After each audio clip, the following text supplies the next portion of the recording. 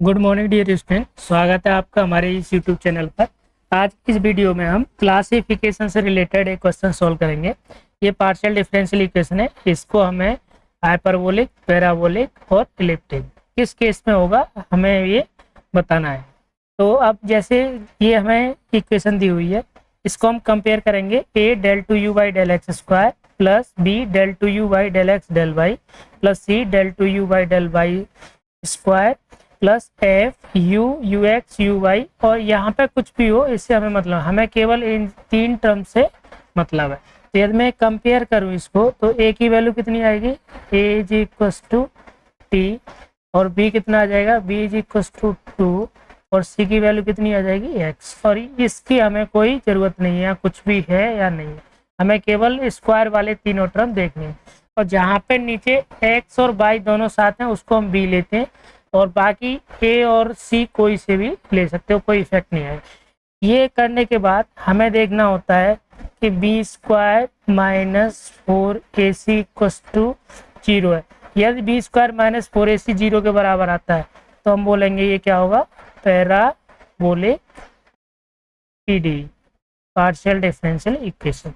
यदि ये B square minus four A C less than zero आता है तो मैं बोलूँगा ये जो पीडी है वो क्या है, इलिप्टिक है। ठीक है, इलिप्टिक पीडी।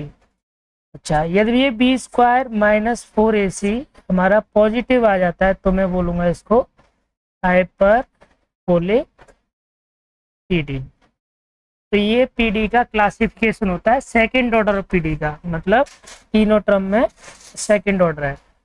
तो अब यहाँ पे देखो B square minus four A सी करेंगे हम, तो B square minus four A सी, अभी हमें नहीं पता क्या होगा बट हम जस्ट इसकी वैल्यू निकाल रहे हैं। तो बी की वैल्यू फोर, टू का स्क्वायर हो जाएगा तो माइनस फोर एक्स, ए सी का मतलब एक्स इंटू टी। यदि मैं यहाँ से फोर कॉमन ले लूँ तो कितना हो जाएगा, one minus x T.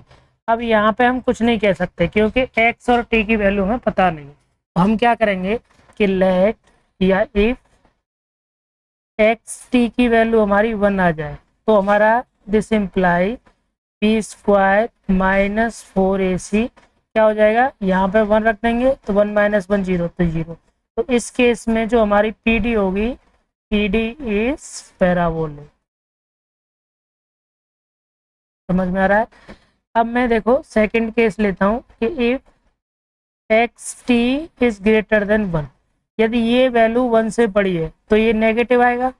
This implies, तो ये नेगेटिव होगा तो फोर मल्टीप्लाई कर तो ओवरऑल नेगेटिव हो जाए, तो B square minus four A C less than zero. So this implies given P D is elliptic.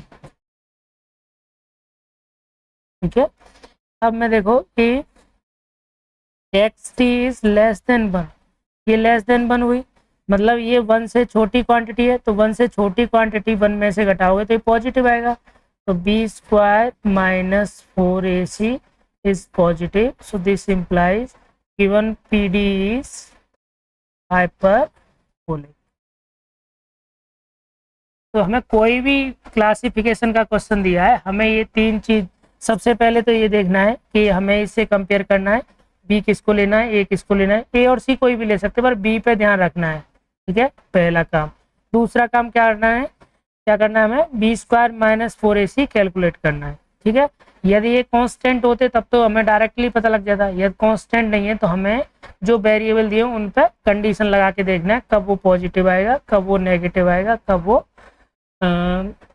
Positive आएगा, कब वो जीरो आएगा। तो तीनों केस में हम देख सकते हैं। तो सिमिलर हमने यहाँ पे ये क्वेश्चन आसानी से हो गया, और मैं उम्मीद करता हूँ कि आपके समझ में भी आया होगा।